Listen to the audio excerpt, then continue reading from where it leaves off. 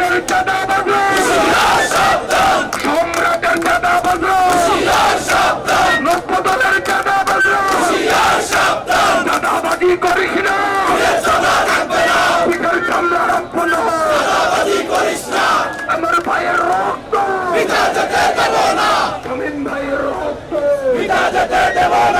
রক্তের বন্যায় এসে যাবে অন্যায়, প্রতিষ্ঠার রক্তের এই জুলাই মাসে আন্দোলন সংগ্রামের মধ্য দিয়ে ফ্যাসিস্ট শেখ হাসিনার পতনের আন্দোলন সূচনা করা হয়েছিল। সেই জুলাই মাসেই আমরা আশা করেছিলাম 2024 সালের পরে ছাত্র জনতার আন্দোলনের মধ্য দিয়ে নতুন যেই বাংলাদেশ পেয়েছি, সেই বাংলাদেশে চাঁদাবাজের দখলবাজ সন্ত্রাসের কোনো ঠাঁই হবে না। মাননীয় প্রধানমন্ত্রী সাম্যের গান গাইতেছেন। তিনি বললেন, আমার মাকে যদি জিজ্ঞেস করতাম যে মা আমি কি করব, এদের প্রতিশোধ নেব, মা বলতেন যে তুমি সবাইকে নিয়ে এগিয়ে যাও। মাননীয় প্রধানমন্ত্রী, জাতি আপনার কাছে জানতে চায় আপনি কি এই কথার মধ্য দিয়ে আওয়ামী লীগ আবার পুনঃস্টাবলিশ করতে চান কিনা? আজ আপনাকে স্পষ্ট করে বলতে হবে, এই বাংলার মানুষ আর আওয়ামী লীগের পুনঃস্থাপন এই দেশে চায় না।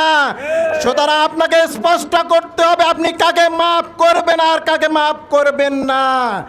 আমরা মাননীয় স্বরাষ্ট্রমন্ত্রীকে বলবো, আপনাকে বলা হয় সর্বমন্ত্রী, আপনি অন্যান্য মন্ত্রণালয়ের দায়িত্ব ছেড়ে নিজের মন্ত্রণালয়ে মনোনিবেশ করার জন্য আমরা অনুরোধ করব।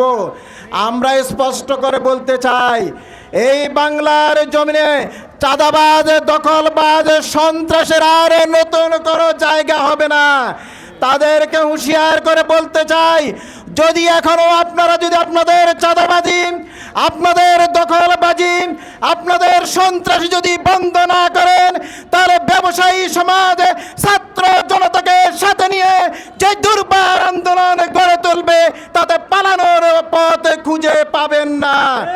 তাই ঢাকাবাসীকে আহ্বান করব, আমরা সম্মিলিতভাবে সম্মিলিত ঐক্যের প্রয়াসের মধ্য দিয়ে এই চাঁদাবাজ, দখলবাজ, সন্ত্রাসের বিরুদ্ধে গণপ্রতিরোধ গড়ে তুলি, সে আশাবাদ ব্যক্ত করে আমার কথা শেষ করছে।